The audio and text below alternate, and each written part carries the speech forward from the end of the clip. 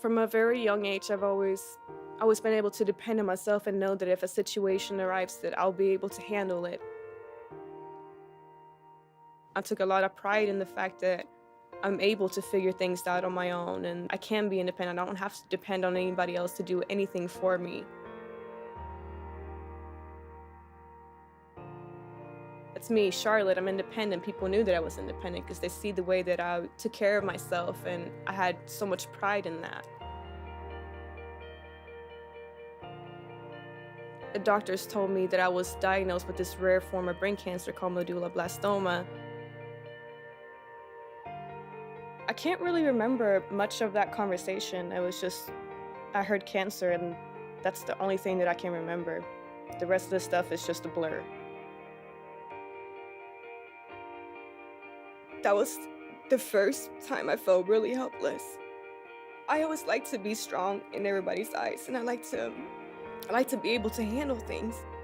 And I was in so much pain that I couldn't stand, that I couldn't walk, and they had to grab a wheelchair, and once I sat in that wheelchair, I just felt helpless.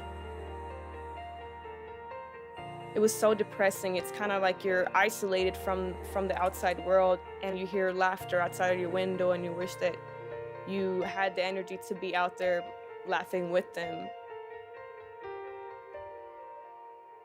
So during one of my hospital stays, the chaplain came and brought me a little beaded angel and said, this is the guardian angel, I brought this for you. And I started looking at it and how it was put together with the wires and everything. And I thought, hey, I could make this. And so I went home and tried it, and then, failed a couple of times, but kept trying, and what came out was a beautiful angel. It was some kind of creative spark in me that I was able to do that, and then I figured, what else can I make from this? What can I build on from this?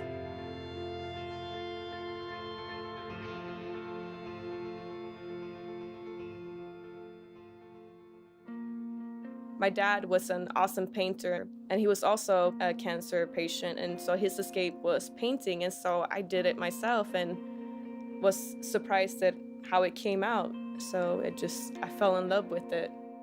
Art's been my passion since.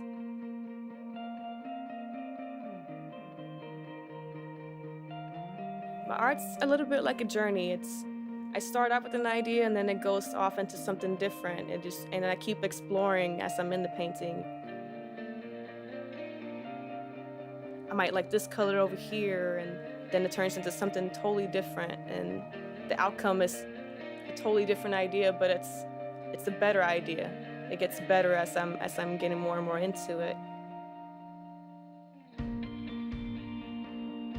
I want other people who are going through treatment to know that you still have a life beyond cancer. Cancer does not define you. You define yourself. And there's still life after cancer. So my favorite quote is, "Life is not measured by the number of breaths we take, but by the moments that take our breath away." So live and enjoy those moments, and don't let those moments pass you by. And don't let cancer prevent you from enjoying those moments.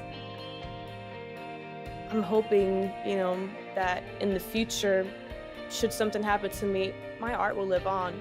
I will live on through my paintings, because that's something that I created. That's part of me. That's on canvas. It's there, and it's always going to be there. It's a way of remembering me in spirit. That's, I think, where I get the most joy, is that no matter what, my paintings will always live on. Whatever I created is always going to be there.